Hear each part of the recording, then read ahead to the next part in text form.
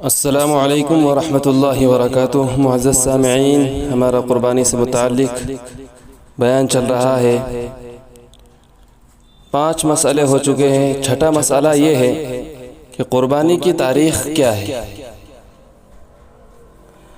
تو فرمایا کہ کسی حلال جانور کو اللہ تعالیٰ کا تقرب حاصل کرنے کی نیت سے ذبح کرنا اس وقت سے شروع ہوا ہے جب سے آدم علیہ السلام اس دنیا میں تشریف لائے اور دنیا آباد ہوئی۔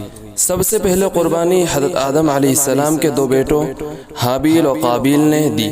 اذ قربا قربانا، یعنی جب کہ دونوں نے ایک ایک قربانی پیش کی۔ علامہ ابن کثیر رحمۃ اللہ علیہ و روایت ابن عباس رضی اللہ عنہ اس آیت کی تفسیر میں نقل کرتے ہیں کہ حابیل نے ایک مینڈھے کی قربانی پیش کی اور قابیل نے اپنے کھیت کی پیداوار سے کچھ غلہ وغیرہ صدقہ کر کے قربانی پیش کی۔ حسب دستور آسمان سے آگ نازل ہوئی، حابیل کے مینڈھے کو کھا لیا اور قابیل کی قربانی کو چھوڑ دیا۔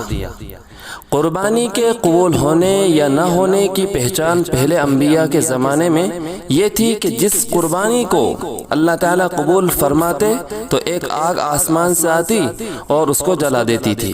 سورہ آل عمران میں اس کا ذکر صراحتاً آیا ہے، بِقُرْبَانٍ تَأْكُلُهُ النَّارُ، یعنی وہ قربانی جس کو آگ کھا جاوے۔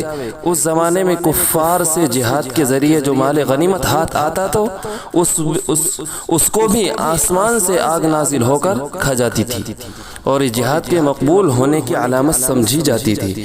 امت محمدیہ نبی کریم صلی اللہ علیہ وسلم پر اللہ تعالیٰ کا یہ خصوصی انعام ہوا کہ قربانی کا گوشت اور مال غنیمت ان کے لیے حلال کر دیے گئے۔ حدیث شریف میں رسول کریم صلی اللہ علیہ وسلم نے اپنے خصوصی فضائل اور انعامات الہیہ کا ذکر کرتے ہوئے فرمایا، احلت لی الغنائم، یعنی میرے لیے مال غنیمت حلال کر دیا گیا ہے۔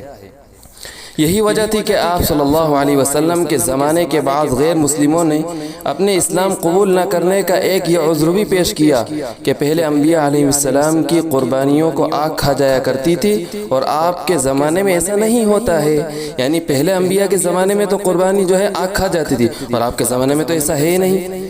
اس لیے ہم اس وقت تک ایمان نہیں لائیں گے جب تک یہ صورت ظاہر نہ ہو۔ سورہ مائدہ میں اس عذر لنگ کو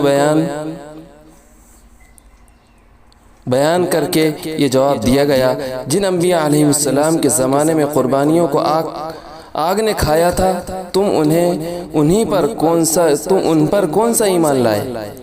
تم نے تو ان کو بھی جھٹلا دیا تھا، بلکہ ان کے قتل تک کے دریغ نہ کیا۔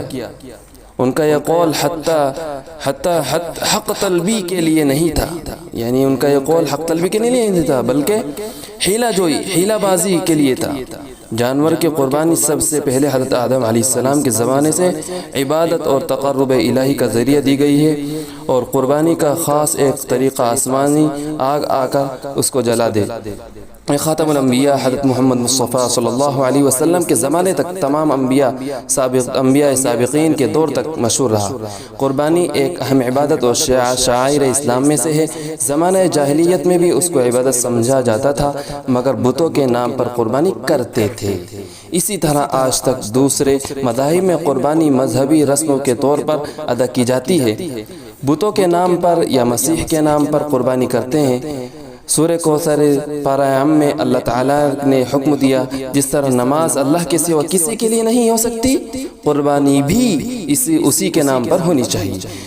رسول اللہ صلی اللہ علیہ وسلم نے ہجرت کے بعد 10 سال تک مدینہ طیبہ میں قیام فرمایا۔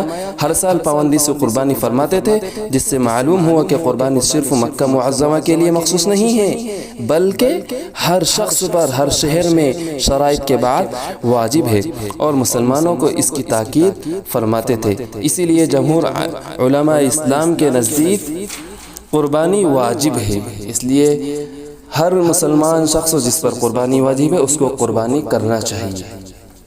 السلام علیکم ورحمۃ اللہ۔